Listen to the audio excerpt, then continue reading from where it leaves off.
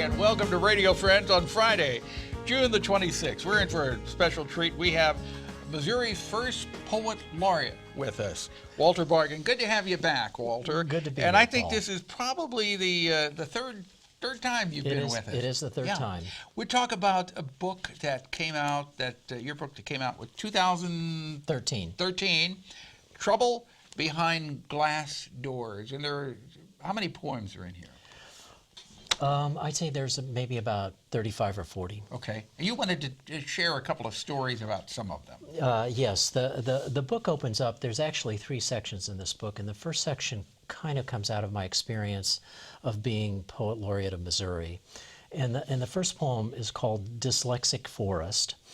And it is one of those things where what happens is I'm driving down the road, the gravel road that I live on, and this woman is standing by her mailbox, a mother, and she flags me down. I stop, and then she tells me the story.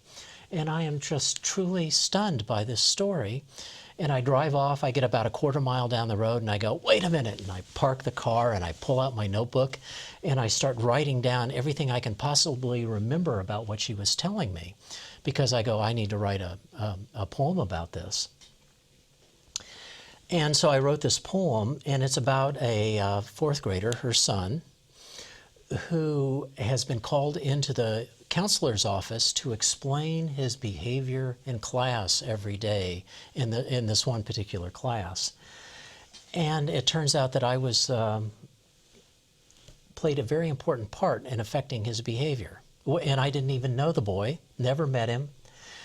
And it turned out that this goes to show you never know when you're a poet who your audience is. Exactly. So that's how this poem came about. This is how this poem came about. And so I will read it, and I'll say a few more words about it afterwards. Dyslexic Forrest.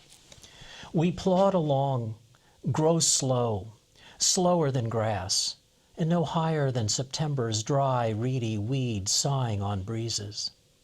We watch cows return at evening, their measured gait a dirge, a monkish line, their tails down, heads bowed toward the barn.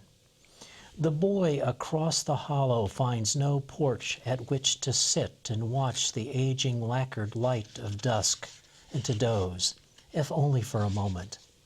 Then to startle awake, hearing the valley clear its throat of fog. He tells the school counselor his doubts, his worries, when asked why he falls asleep in class each day. He says, there's a writer who lives across the hollow, who walks the woods at night, troubling the trees. Standing so still, a bobcat sharpens its claws on his legs, and he doesn't flinch. Who reads to the stones, and they listen hard all down the creek. Who calls to the clairvoyant moon as clouds wail back warnings. He hears the writer's voice, leafy, humus, moist and spongy, tangled with roots, beetle and grub-laden, fungus and worm-swollen. He hears it all each night, the rustle of each step coming closer, silhouette of branches pointed as pens, and he can't sleep in this growing commotion of words. Class is quieter, a plodding place. And this was Mom telling you how you had influenced her son. Her son blamed me for keeping him awake every night because I walked through the woods, and that, I guess, frightened him, and so that's why he slept in class each day. Okay. But as you can tell by the title of the poem, Dyslexic Forrest, I think it was other reasons why he was falling asleep each day. Yeah. We don't have a whole lot of time, but tell me about University of Fields. Okay, I was invited to the Chancellor's home on the campus here to an arts dinner, and there were 12 people invited. And at the end, I was to give a short reading, which I did, and I stood at the lectern that Mark Twain used in 1904. So, quite an honor. I go walking out the door, and the chancellor says, "Oh, did you know it was the 100th anniversary of the University of Missouri's membership in AAU?" And I go, "Oh, I'm a deer in the headlights. I'm not sure what AAU is." And then he says, and I say, oh, well, that's really great. And I turn to walk off. And then he says, would you write me a poem? And I go, well, I'm really busy. I've got all of these engagements. I have a full-time job. And I thought I had graciously declined the offer. And 6 weeks later, I get an email from an editor at the university saying, oh, I hear you're writing a poem for the chancellor.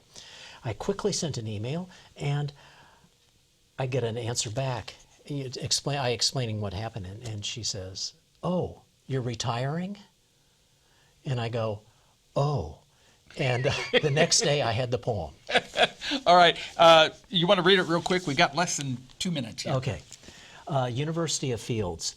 Don't wait in the long hallway of the waiting world. Step into the open field across the pasture fence. Let's meet where distant cattle punctuate the horizon, under the long sentence of blackbirds inscribing the too blue sky. At your feet, the earth unfolds in white bouquets of daisy fleabane and asters streaming neon along the hoof-rutted paths. Bruised with broom sedge, the slope slips and settles by the shore. The pond blinks under a solitary cloud pedestaled on its shadow. From the long lashes of cattails, a ghostly suited heron addresses the air. Along the tree line, fallen hedge apples think slowly into earth. Profligate persimmons decorate branches. Seed into seed, time coldly collapses, and flocks of cedar waxwings harvest berries. Barred owl and red fox prepare. There is no waiting. The hallways are crowded. The amalgam of lives clear and strong and thriving within a country of associations. So that was the poem that you wrote for the chancellor. Well, AAU is Association of American Universities. And Alex de Tocqueville said in his trip across the U.S. in the 1830s that this was a country of associations. And so I expanded the association to include the natural world. Right. The book is called Trouble Behind Glass Doors, yes. And it's available where? Barnes & Noble has it. I believe the Peace Nook has it, and Yellow Dog Books has it. Okay. Walter Bargen, thank you so much for coming by. Please come back again, and next time I want you to read the Moon Poem. The Moon Poem. The Moon Poem, okay? You bet. We're out of time for today. Monday, Central Missouri Stop Human Trafficking Coalition and Dan Charge. Our program directed by Travis McMillan, Reynolds Journalism Institute. Audio, Pat Akers, KBIA. Our floor director, Lowell Thomas. And our assistant producer and guest coordinator, Uncle James Mel.